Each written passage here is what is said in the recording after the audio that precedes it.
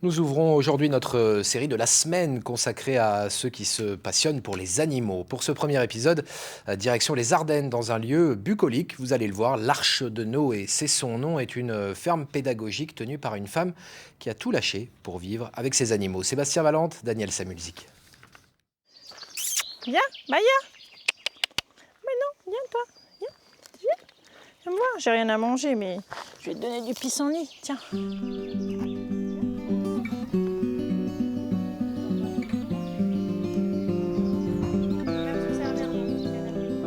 Ça va mon chance?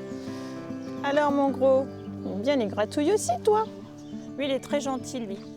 Oh mais arrête et toi là. Elle est jalouse. Et toi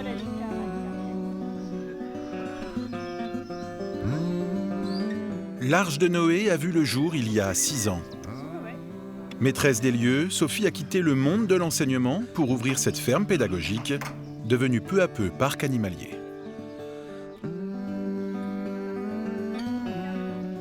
Hop là. Tu veux un petit bout de banane? Ah, doucement. Oh là là. C'est d'une passion commune avec mon mari, les animaux. On avait déjà beaucoup d'animaux avant d'ouvrir. Donc c'était pour notre passion personnelle. Et tout le monde a toujours dit, vous finirez en ferme pédagogique. Et notre surnom, c'était l'Arche de Noé. Donc c'est comme ça que c'est arrivé en fait.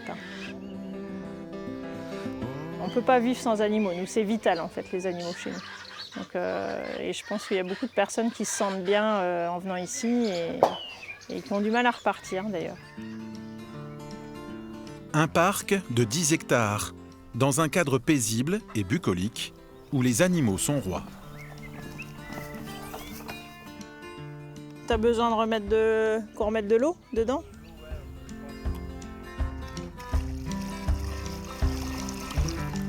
Et une passion partagée par tous les protagonistes de l'Arche de Noé. J'ai toujours bien aimé les animaux.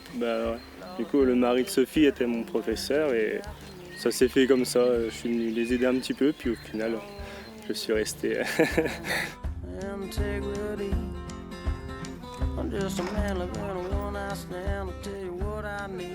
On va dire le plus dur au début, c'était les animaux blessés. On va dire c'était peut-être ça, puis après de temps en temps bien sûr les décès.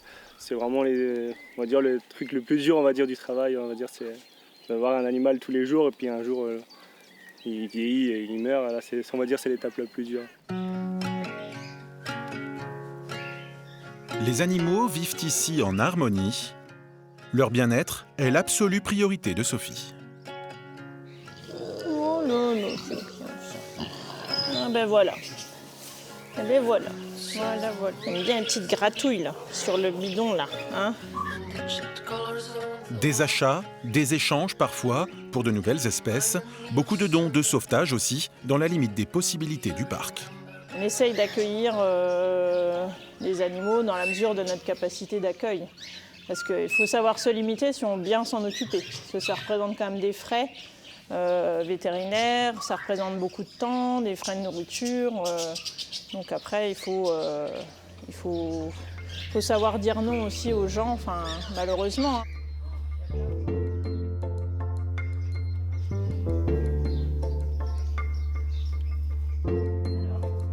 Je vais vous ouvrir dehors et comme ça vous allez pouvoir aller prendre l'air un petit peu. Hein?